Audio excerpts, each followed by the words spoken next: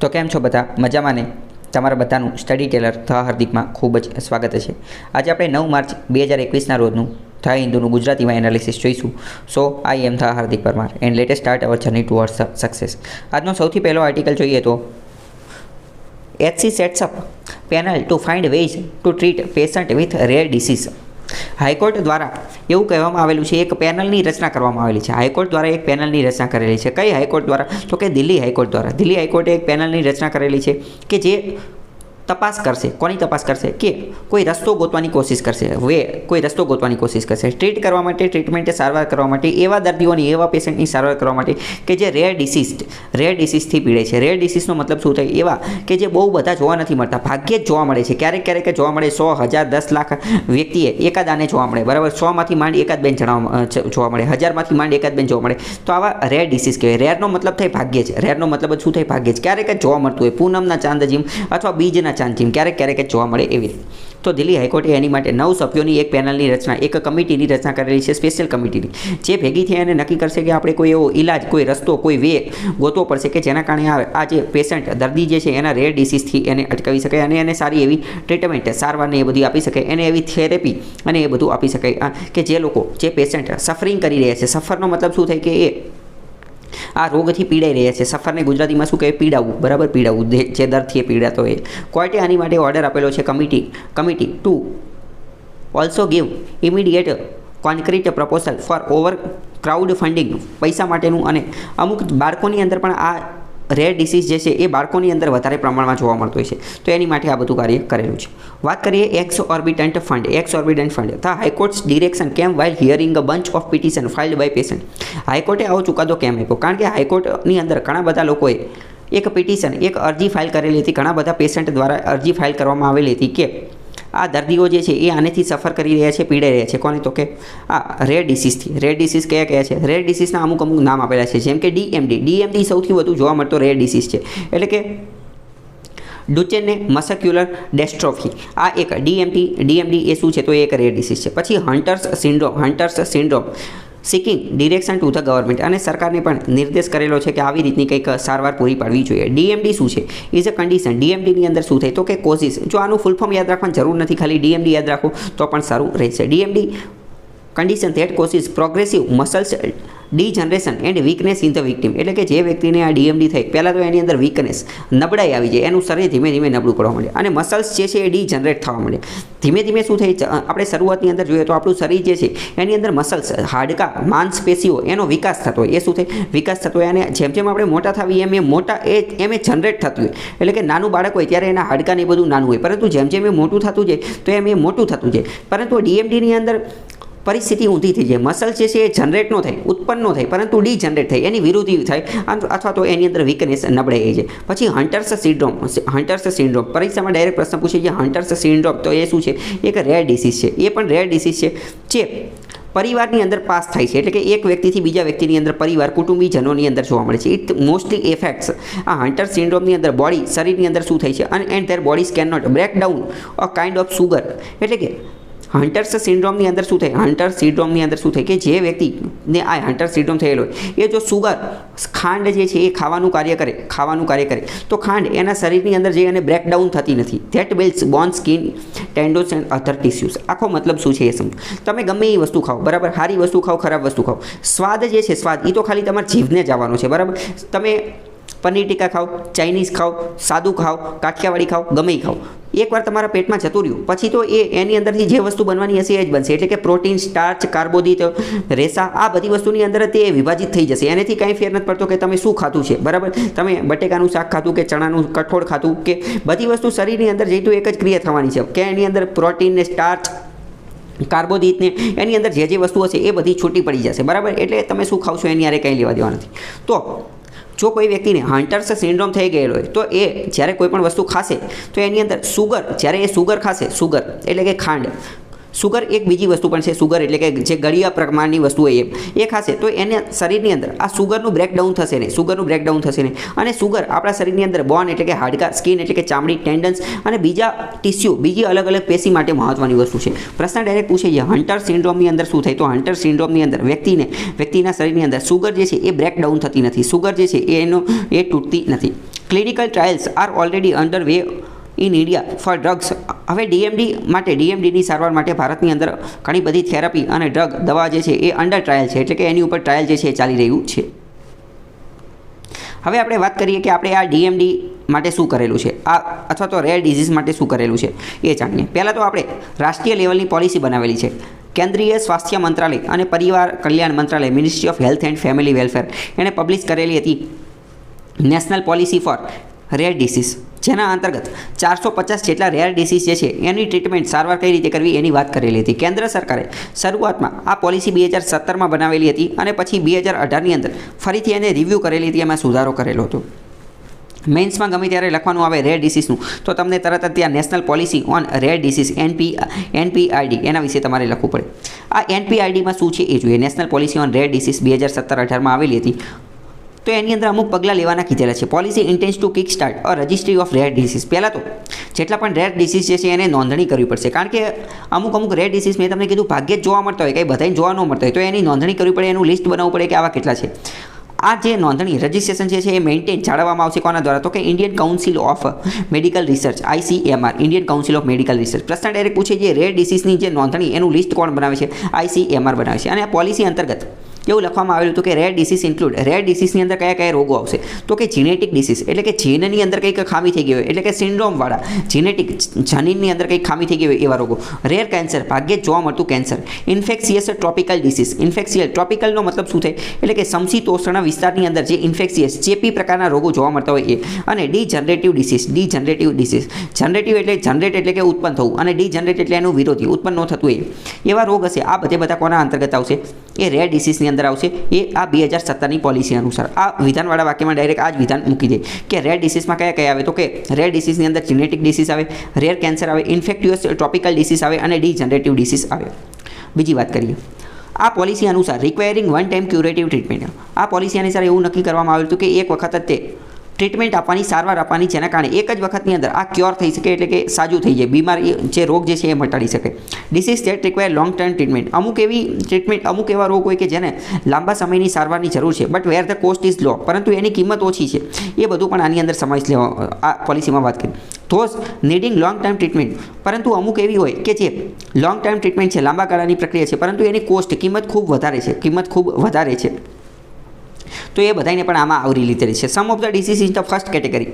3 કેટેગરીની જો બરાબર આ પોલિસી અનુસાર આ બધા રોગો જે છે એને 3 કેટેગરીમાં વિભાજિત કર્યા. કયા 3 કેટેગરી? પહેલી વસ્તુ કે જે એક જ વારમાં એની સારવાર થઈ જાય. બીજું, એની લાંબા ગાળે સારવાર થાય પરંતુ એની કિંમત સસ્તી છે. અને ત્રીજું કે જેની લાંબા ગાળે સારવાર થાય પરંતુ એ સસ્તી છે. 3 કેટેગરીમાં વિભાજિત કર્યા. ફર્સ્ટ કેટેગરીની અંદર જે હતા, એટલે કે એક જ વારમાં એની સારવાર થઈ જાય, એ કયા હતા, તો કે ઓસ્ટોપેટ્રોસિસ, પછી ઇમ્યુન ડિફિશિયન્સી સિન્ડ્રોમ. આની અંદર શું હોય, તો કે ઇમ્યુન એટલે કે રોગ પ્રતિકારક શક્તિ. ઇમ્યુનનો મતલબ શું થાય, રોગ પ્રતિકારક શક્તિ. ડેફિશિયન્સીનો મતલબ થાય ખામી, અને ડિસઓર્ડર એટલે શરીરની અંદર કંઈક ખામી સર્જાઈ ગઈ હોય. તો ઇમ્યુન ડિફિશિયન્સી સિન્ડ્રોમની અંદર શું થાય, ડિસઓર્ડરની અંદર શું થાય, આની અંદર શરીરની અંદર રોગ પ્રતિકારક શક્તિ જે છે એની ખામી થઈ જાય, એટલે કે રોગ પ્રતિકારક શક્તિ ઘટી જાય. તો એ પણ એક રીતનો રેર ડિસીઝ છે અને એ કેટેગરી 1ની અંદર આવે છે, એટલે કે એક જ વાર એની ટ્રીટમેન્ટ કરાવી નાખવી તો થઈ જાય. આ પોલિસી અનુસાર, કઈ પોલિસી, તો કે national policy on rare disease, એના અનુસાર 15 લાખ રૂપિયા જે છે આપવામાં આવશે પેશન્ટને suffering from rare disease that require one time curative treatment. એટલે કે જો એ કેટેગરી 1 અંતર્ગત આવતું હશે, કેટેગરી 1 અંતર્ગત, એટલે કે જો એક જ વારમાં એની સારવાર થઈ જતી હશે તો એને 15 લાખ રૂપિયા આપી દેવામાં આવશે, જેના કારણે એ પોતાની આજે રોગ જે છે, રેર ડિસીઝ છે એને થયેલો છે એનું એ સારવાર કરી શકે. મતલબ કે ઇમ્યુન ડેફિશિયન્સી સિન્ડ્રોમ હશે તો 15 લાખ દઈ દેવામાં આવશે. કેટેગરી 1ની અંદર 3 કેટેગરી છે આપણે ઓલરેડી વી હેવ ડન, બરાબર. પછી આ 15 લાખ આપવામાં આવશે, એ કઈ સારવાર અંતર્ગત, કઈ યોજના અંતર્ગત, તો કે રાષ્ટ્રીય આરોગ્ય નિધિ સ્કીમ અંતર્ગત આપવામાં આવશે, રાષ્ટ્રીય આરોગ્ય નિધિ યોજના અંતર્ગત.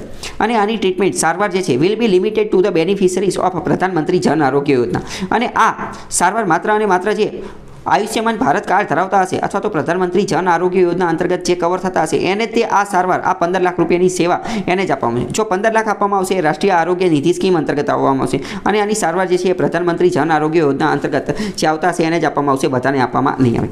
બીજી આગળ વાત કરીએ રેર ડિસીઝની. અત્યાર સુધી શું જોયું? અત્યાર સુધી આપણે એ જોયું કે સરકારે રેર ડિસીઝને ડામવા માટે, અટકાવવા માટે, કોમ્બેટ કરવા માટે શું કરેલું છે? તો કે સરકારે national policy on rare disease 2017માં બનાવેલી હતી.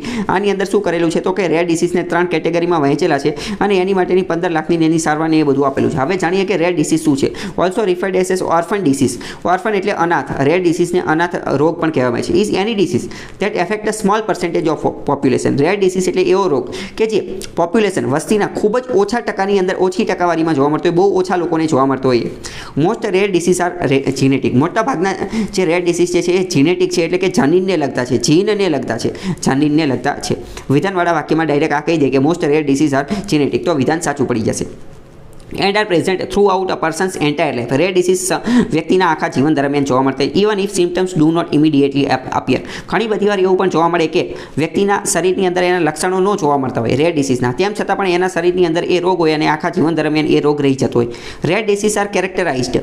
રેર ડિસીઝનું વર્ગીકરણ કરવામાં આવે છે કઈ રીતે? તો કે wide diversity of symptoms and signs. એના અમુક સિમ્ટમ્સ લક્ષણો છે અને સાઇન એના અમુક ચિહ્નો છે. That vary not only from disease to disease but also from patient to patient. ઘણી બધી વાર રેર ડિસીઝના અમુક લક્ષણો, અમુક ચિહ્ન, અમુક સિમ્ટમ્સ, અમુક સાઇન તો એવા હોય કે જે રોગ પ્રતિ રોગ ન બદલાતા હોય, પરંતુ વ્યક્તિ પ્રતિ વ્યક્તિ બદલાતા હોય. માની લો કે રાહુલ નામનો વ્યક્તિ છે, બરાબર? રાહુલ નામનો વ્યક્તિ છે, એને એ પ્રકારનો રોગ છે અને આ રેર ડિસીઝ છે. તો રાહુલમાં અલગ પ્રકારના લક્ષણ જોવા મળતા હોય, પરંતુ બીજું એવું માની લો કે રિદ્ધિ નામની કોઈ છોકરી છે, એને ત્યાં એક પ્રકારનો રોગ જ છે, પણ રિદ્ધિની અંદર એના લક્ષણો અલગ જોવા મળતા હોય. એવું પણ બની શકે છે. એ રેર ડિસીઝની ખાસિયત છે. રેર ડિસીઝની ખાસિયત છે. એવું નહીં કે છોકરામાં છોકરીમાં અલગ મળે, પાછું એવું ન સમજી લેતા. બધામાં એ તો અલગ જોવા મળે. પેશન્ટે પણ એના લક્ષણો, સિમ્ટમ્સ અને સાઇન અલગ જોવા મળી શકે છે. Relatively common symptoms can hide underlying rare disease. પરંતુ અમુક કોમન ડિસીઝ પણ જોવા મળતા હોય છે. તો India there are 56 million people જે છે એ 56 મિલિયનનો મતલબ શું થાય? 560 લોકો ભારતની અંદર અથવા તો 5.6 કરોડ લોકો ભારતની અંદર રેર ડિસીઝથી પીડે છે. તો most common rare disease recorded in India આ હિમોફેલિયા. ભારતની અંદર સૌથી વધુ જોવા મળતો રેર ડિસીઝ કયો છે? એક તો haemophilia, thalassaemia, sickle cell anaemia અને primary immuno deficiency in children. બાળકોની અંદર જોવા મળતી આ બધી વસ્તુ, આવા વસ્તુ જે છે, haemophilia, thalassaemia, sickle cell anaemia, primary immuno deficiency in children. Immuno ડેફિશિયન્સીનો મતલબ શું? બાળકની અંદર રોગ પ્રતિકારક શક્તિ એની ડેફિશિયન્સી, ખામી થઈ જાય એ.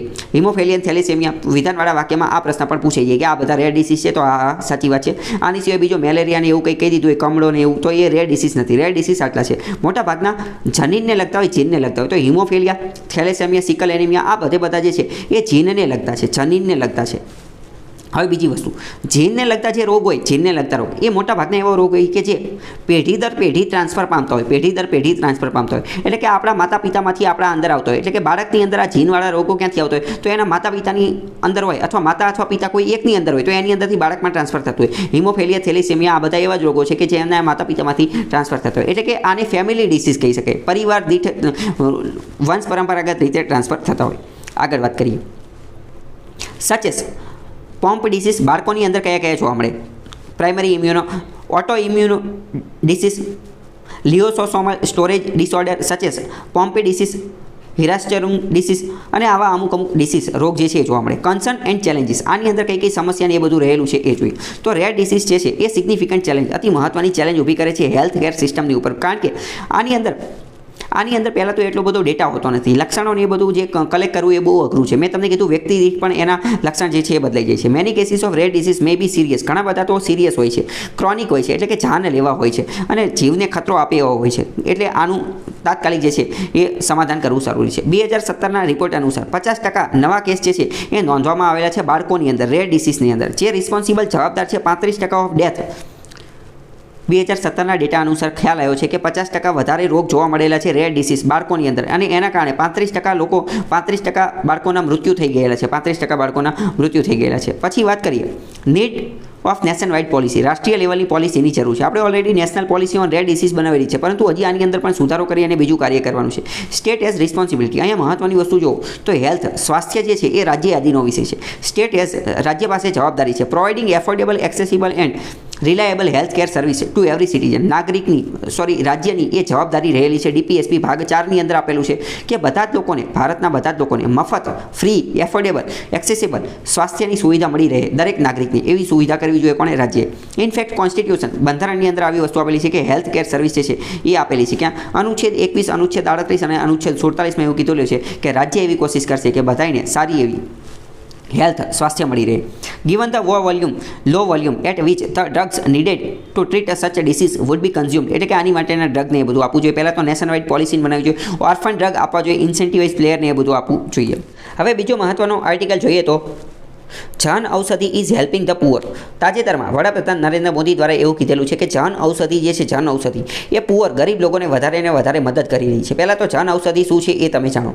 મેડિકલ સ્ટોર હોય છે એ તમને ખ્યાલ જ હશે, પરંતુ વડાપ્રધાન નરેન્દ્ર મોદી દ્વારા જન ઔષધિ નામની સ્કીમ લોન્ચ કરવામાં આવી હતી. આના અંતર્ગત આ એક રીતે મેડિકલ સ્ટોર જ છે.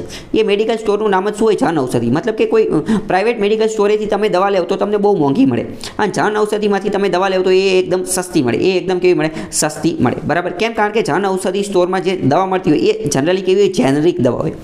જેનરિક દવા એટલે શું? આની પહેલાં ઘણી બધી વાર સમજાવેલું છે, પણ અત્યારે હવે ટૂંકમાં સમજાવી દઉં કે ઘણી બધી વાર કોઈ બ્રાન્ડેડ દવા હોય, બ્રાન્ડેડ દવા, તો એની અંદર બ્રાન્ડનું નામ લાગી ગયું એટલે દવા 300-400 અથવા બહુ મોંઘી મળતી હોય. જ્યારે જેનરિક દવાની અંદર આ જ વસ્તુ હોય, કન્ટેન્ટ બધા આ જ હોય, બ્રાન્ડેડની અંદર હોય, કન્ટેન્ટ તો એ જ હોય. હવે દવા કંઈ એવી વસ્તુ નથી કે એ સારી હોય, ખરાબ હોય. બરાબર. એ તો અલગ અલગ બે કમ્પાઉન્ડ, અલગ અલગ બે સંયોજનોને ભેગા કરી, એટલી માત્રામાં ભેગા કરવી અને એ જે તાપમાન ને દબાણ એ બધું આપવાનું હોય એ રીતે બનાવી નાખો એટલે ડ્રગ, એટલે કે દવા બની જાય. એમાં કંઈ બીજા હીરા મોતી ટાંકવાના ન હોય. બરાબર. તો જેનરિક દવા જે છે એની અંદર પણ કન્ટેન્ટ, અંદરની વસ્તુ તો એ જ હોય, પરંતુ સસ્તી મળતી હોય. કેમ? કારણ કે જેનરિક દવાવાળાએ R&Dની અંદર, રિસર્ચ એન્ડ ડેવલપમેન્ટમાં એટલો ખર્ચો ન કરેલો હોય. જે ફોર્મ્યુલા એમને ઉપરથી કીધેલી હોય એ જ રીતે એમને બનાવી દીધેલી હોય, એટલે એ દવા જે છે એ સસ્તી બની શકે. તો જન ઔષધિની અંદર આ જેનરિક દવા વેચાતી હોય એટલે એ સસ્તી મળતી હોય છે. જ્યારે બીજી જગ્યાએ લેવા જાવ તો એ વસ્તુ આપણને ભટકાવતા હોય, એટલે કે મોંઘી આપતી હોય. તો મોદીએ અત્યારે એવું કીધેલું છે કે જન ઔષધિ પુઅર, ગરીબ લોકોને વધારે ને વધારે મદદ કરી રહી છે.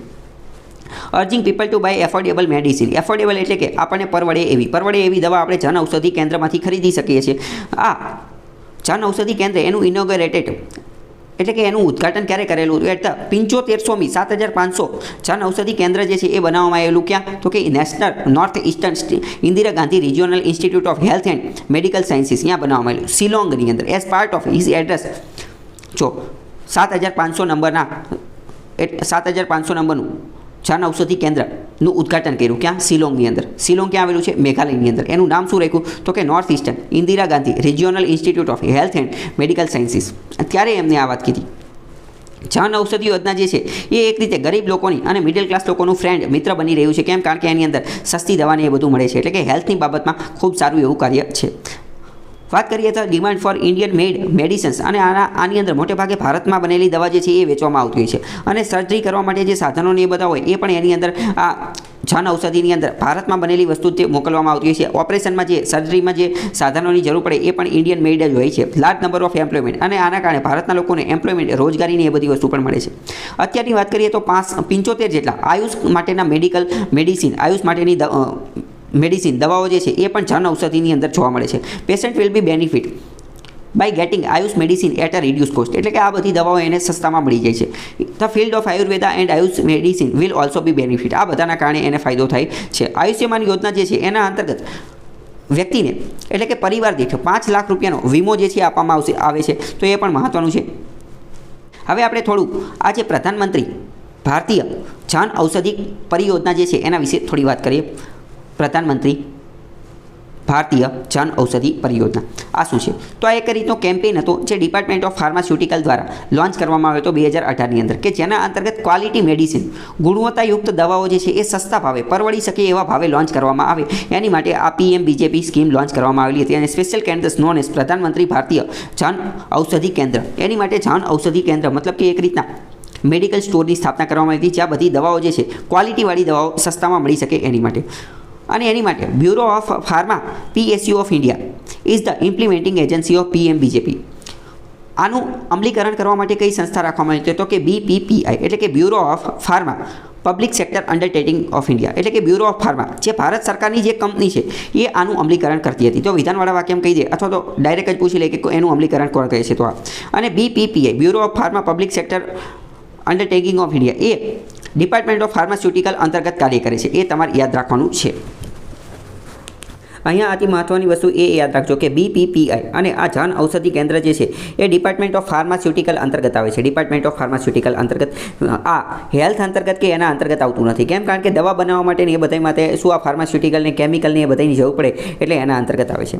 હવે આ સ્કીમના થોડાક આ જે સ્કીમ આ યોજના જે છે એના થોડા સેલિયન્ટ ફીચર મહત્વના લક્ષણો જોઈએ તો ensure access quality of medicine, એટલે કે ગુણવત્તાયુક્ત દવા મળી શકે એ પહેલો એનો ઉદ્દેશ્ય છે.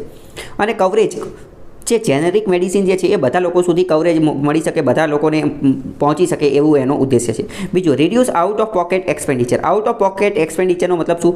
સ્વાસ્થ્ય ઉપર જે દવા આપણે જે વ્યક્તિ જ્યારે બીમાર થયેલો હોય જે ખર્ચો કરવામાં આવે એને કહેવાય આઉટ ઓફ પોકેટ એક્સપેન્ડિચર. દવાઓમાં એમાં જે વધારાના પૈસા ઘણા બધા જતા રહેતા હતા તો એ ન જાય એની માટે. ક્રિએટ અવેરનેસ, લોકોની અંદર જાગૃતિ ફેલાઈ શકે કે આ જે મોંઘી દવા લેવો એવી લેવાની જરૂર નથી, એની બદલે જેનરિક દવા લઈ લેવો તો એમાં ક્વોલિટી ગુણવત્તા એ જ રહેશે અને એ સસ્તી હશે. એ કેવી હશે? સસ્તી. અને જે જેનરિક દવા જે છે એ બનેલી પણ ભારતમાં જશે એટલે ભારતના લોકોને રોજગારી મળશે અને ભારતની વસ્તુ વેચાશે. મેડ ઇન ઇન્ડિયાને પણ બૂસ્ટ મળશે અને પૈસા પણ ઓછા ચૂકવવા પડશે.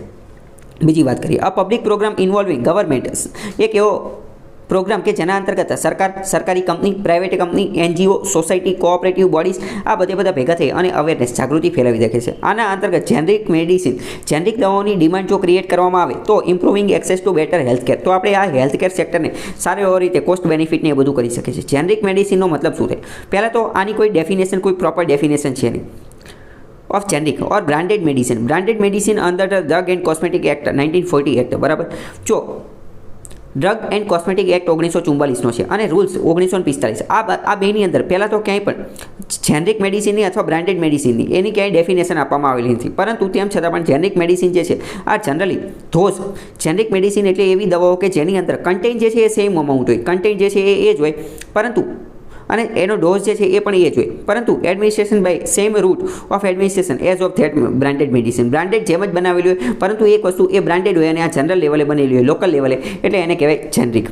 The price of the unbranded generic version of a medicine is generally lower, એટલે કે જેનરિક જે છે એ ઓછી હોય છે, એની કિંમત કેવી હોય છે? ઓછી હોય છે, કારણ કે એ સસ્તા બની ગયું હોય અને એને R&D ઉપર પૈસા ન થયેલા હોય એટલે, અને બ્રાન્ડના પ્રમોશન માટે પણ એમને કોઈ પૈસા ન થયેલા હોય એટલે એ સસ્તામાં બની ગયેલી હોય. ભારતની અંદર રેગ્યુલેશન નિયંત્રણ કઈ રીતે થઈ છે તો કે drug manufacture in country, Bharat દેશની અંદર ડ્રગ દવા બનાવવાવાળા લોકો જે છે, ઉત્પાદન કરવાવાળા લોકો, એનું irrespective of whether they are generic or branded are required to comply with the same standard. એટલે કે ભારતની અંદર જેનરિક દવા હોય કે બ્રાન્ડેડ દવા હોય, બધાનું નિયંત્રણ જે છે એ ડ્રગ એન્ડ કોસ્મેટિક એક્ટ 1940નો જે છે એના અનુસાર જ એનું નિયંત્રણ થાય છે. ડ્રગ એન્ડ કોસ્મેટિક એક્ટ 1940 અને 1945ના ડ્રગ એન્ડ કોસ્મેટિક રૂલ છે એના આધારે એનું જે નિયંત્રણ રેગ્યુલેશન જે છે એ થાય છે. બીજો મહત્વનો આર્ટિકલ જોઈએ તો ચીન દ્વારા પરમિશન આપી દેવામાં આવેલી છે કે પ્રથમ ડાઉનસ્ટ્રીમ ડેમ ઓન બ્રહ્મપુત્ર નદી ઉપર ડાઉનસ્ટ્રીમ એટલે કે નીચેનું ઝરણું જે છે નીચે તરફ વહેતો હોય એ પ્રકારનો ડેમ બનાવવાની મંજૂરી આપેલી છે તાજેતરમાં. કોને? ચાઇનાએ. કઈ જગ્યાએ? બ્રહ્મપુત્ર નદી ઉપર ડેમ બનાવવાની. કેવો ડેમ? ડાઉનસ્ટ્રીમ ડેમ, એટલે કે નીચેની તરફ વહેતો હોય, નીચેની તરફ ઝરણું થતો હોય એવો. એની માટેનો ડ્રાફ્ટ જે છે એ ચાઇનાની અંદર ન્યૂ 5 યર પ્લાન, ચાઇનાની અંદર 2021થી 2025 વચ્ચેનો જે પંચવર્ષીય પ્લાન ચાલે છે એના અંતર્ગત ચાઇનાએ આની માટેનો ડ્રાફ્ટ બનાવેલો છે કે બ્રહ્મપુત્ર નદીની અંદર આ પ્રકારની કોઈ વસ્તુ બનાવવાની છે, which is set to be formally approved, અને એને અપ્રુવલ મંજૂરી મળી ગયેલી છે, ગ્રીન લાઇટ મળી ગયેલી છે. First dam build lower reaches of Yarlung Zangbo river. ત્યાં ચીનની અંદર આ નદીનું નામ શું છે તો કે યારલુંગ ઝાંગબો. બ્રહ્મપુત્ર નદીનું નામ ત્યાં શું છે તો કે યારલુંગ ઝાંગબો રિવર છે. બ્રહ્મપુત્ર ઇઝ નોન ઇન તિબેટની અંદર એનું નામ જે શું છે તો કે બ્રહ્મપુત્ર છે અને એ ભારતની અંદર પણ વહે છે. ચીનનો 2021થી 2025નો આ પંચવર્ષીય પ્લાન છે એની અંદર આને મંજૂરી મળી રહી છે. આની માટેનો ડ્રાફ્ટને એ બધું બનાવી દીધેલું છે. લોંગ રેન્જ ઓબ્જેક્ટિવ થ્રુ તો 2035 સુધીમાં બનાવી દેવામાં આવશે ને એ બધી વાત કરેલી છે. અને એની ઉપર હાઇડ્રો પાવર પ્રોજેક્ટ જે છે એ પણ બનાવવામાં આવશે, મતલબ કે નદીના પાણીમાંથી વીજળી ઉત્પન્ન કરવાનું કાર્ય પણ કરવામાં આવશે આવનારા 5 વર્ષની અંદર. The lower reaches refer to the section of the river in Tibet before it flows into India. Fresh exploitation મતલબ કે ધીમે ધીમે ચાઇના આ નદીના પાણીનું એનું એક્સપ્લોઇટેશન એટલે કે એનું શોષણ કરી રહી છે અને ચીન જે છે આ પાણીનો વધારે ને વધારે ઉપયોગ કરી રહ્યું છે, જેના કારણે બીજા લોકો જે છે, બીજા અન્ય દેશો એનો ઉપયોગ ન કરી શકે. હવે તાજેતરમાં તે ચાઇનાએ જે છે એ આની ઉપર તે હાઇડ્રો પાવર પ્રોજેક્ટ બનાવવાનું પણ વાત કરેલું છે. એનું નામ શું છે તો કે યારલુંગ ઝાંગબો ઇન તિબેટ. યારલુંગ ઝાંગબો આ પ્રોજેક્ટ વિશે થોડી વાત કરીએ તો કેન્દ્ર ચાઇનાનો ત્યાં પ્રોજેક્ટ છે, હાઇડ્રો પાવર પ્રોજેક્ટ છે અને એનું નામ શું છે? Power China. એણે આ સ્ટ્રેટેજિક કોઓપરેશન સહયોગ માટેનો એગ્રીમેન્ટ પણ સાઇન કરાયો છે તિબેટ ઓટોનોમસ રિજિયન સાથે. Implement hydro power exploitation in the downstream Yarlung Zangbo રિવરની અંદર ત્યાંથી વધારે આ પાણીને એ બધું લઈ શકાય એની માટે. This will be first time the down stream section of the river will be tapped. However, the location of the planned project has not been mentioned. પરંતુ હજી આ પ્રોજેક્ટ કઈ જગ્યાએ શરૂ કરવામાં આવશે એનું લોકેશન નક્કી કરેલું નથી. Great bend of Brahmaputra and Yarlung Zangbo grand canyon in Medog આ બધી વાત કરેલી છે. ધીસ 50 આ 50 કિલોમીટરનો સેક્શનનો એરિયા જે છે અહીંયા 70 મિલિયન જેટલા કિલોવોટ અવર્સ જે છે એટલી વીજળી ઉત્પન્ન કરવામાં આવશે. 2015ની અંદર ચાઇનાએ પ્રથમ હાઇડ્રો પાવર પ્રોજેક્ટ જે છે એ ઝાંગમુ તિબેટની અંદર શરૂ કરેલો હતો, જ્યારે બીજા 3 ડેમ જે છે ડાગુ, ચિક્સી અને ઝીચા એ ડેવલપ કરવામાં આવશે ધીમે ધીમે મિડલ અલગ અલગ નદી ઉપર.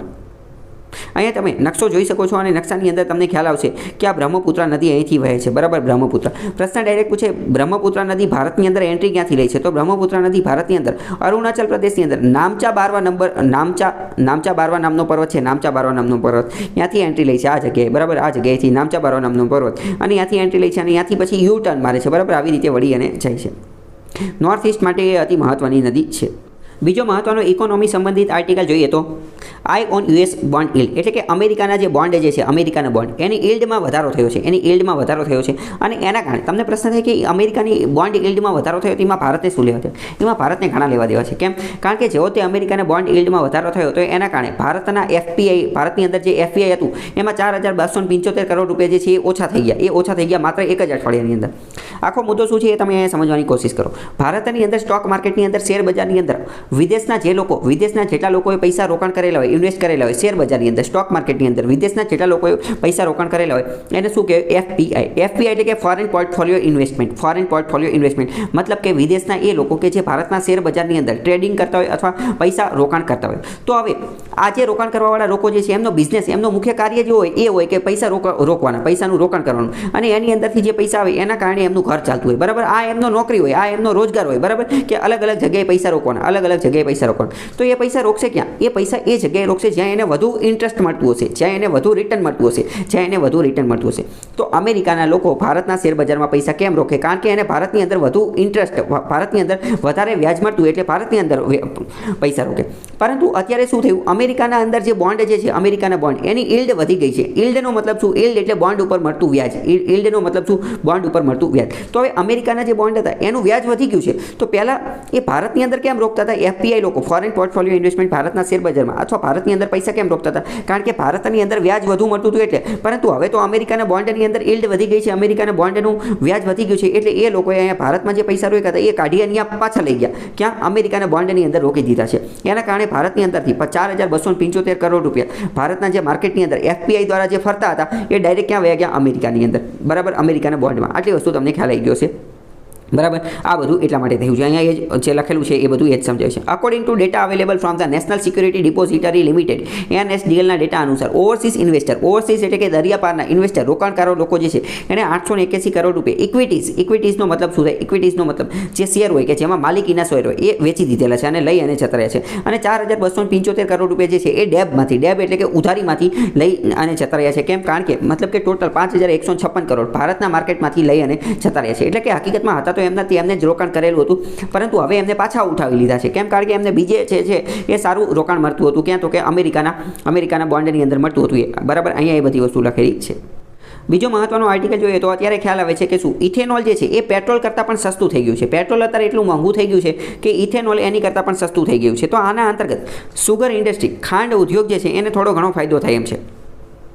પેટ્રોલ અત્યારે 90 રૂપિયા કરતાં પણ વધારે વધી ગયું છે અને પિંચિંગ કન્ઝ્યુમર પોકેટ, આના કારણે લોકોને જે વપરાશકર્તાઓ જે છે એને ખૂબ મોટો ફટકો પડી રહ્યો છે. પરંતુ ઇન્ડિયન સુગર મિલ્સ છે, શેરડીના માલિકો જે છે અથવા તો શેરડીના જે ઉદ્યોગો ચલાવે છે, શેરડીના કારખાના બનાવવાળા જે એટલે કે ખાંડ ઉદ્યોગો જે છે, શેરડીનું કેમ કહું છું? કારણ કે ખાંડ જે છે એ શેરડીમાંથી જ બને, એટલે કે ખાંડ ઉદ્યોગના માલિકો, ખાંડની સુગર મિલ્સ, ખાંડના કારખાના ધરાવવાવાળા લોકો જે છે એની માટે એક ઓપોર્ચ્યુનિટી, એક તક ખુલી ગઈ છે. કેમ? And way out of the problem can payment dues farmers. હવે એક મહત્વની વસ્તુ સમજો. શેરડીના આ સુગર મિલ્સ, બરાબર. સુગર મિલ્સ એટલે કે ખાંડના કારખાનાના માલિકો, આવડા લોકો ખાંડ ક્યાંથી બનાવે? ખરીદી અને બનાવે. શેરડી ક્યાંથી ખરીદે? ફાર્મર, ખેડૂતો પાસેથી. તો હવે અત્યારે છેલ્લા ઘણા સમયથી જોવા મળી રહ્યું છે કે ખાંડના માલિકોએ શેરડી તો ખરીદી લીધી છે, પરંતુ શેરડીના પૈસા ચૂકવેલા નથી. ખેડૂતોને શેરડીના પૈસા નથી ચૂકવેલા. કેમ? કારણ કે ખાંડના માલિકો પાસે જ નથી, તો એમને આને ચૂકવા નથી. તો અત્યારે આ ખાંડના માલિકો પાસે એક તક આવી ગઈ છે.